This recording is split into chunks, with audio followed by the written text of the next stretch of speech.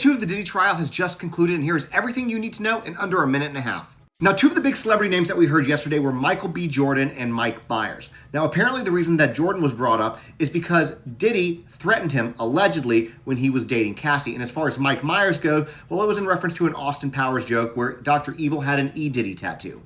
The prosecution has also given us a little bit of insight into who they might call as a witness. What we know now is that there's going to be at least 4 people who are accusers of Diddy that are going to be called to testify. Now, the names of these accusers have not been released, but we know that there are dozens of people who have accused Diddy of misconduct.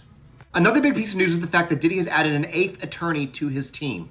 Her name is Nicole Westmoreland, and for the sake of time, you can pause to read this yourself. Speaking of attorneys, celebrity attorney Mark Garagos, who has unofficially been a part of Diddy's team, he's been offering strategic advice, been an advisor. He was essentially told today that either join the team in an official capacity or stop strategizing and stop giving them advice. Now, before we talk about how jury selection went, let me tell you how Diddy's been acting today. He has been seen nodding, kind of smiling, offering subtle cues towards the jury as they go to pick. Nodding his head yes, shaking his head no, things like that. Legal experts believe that this is some sort of calculated way to seem personable and relatable and not like a predator, which is what he's being accused of. Now, regarding jury selection, at the beginning of this, there were about 150 people in the jury pool. At this point in the day, 25 have been approved to move forward to the next step. Now, let me give you some of the notable reasons why some jurors were dismissed. A couple of them were victims of SA, and they knew that they could only have bias towards the victims. Another one, very interesting, is the husband of a woman who was part of that 1991 stampede that ended up with a lot of people dead, that Diddy is the one who was responsible for, so they had already been on a Diddy trial.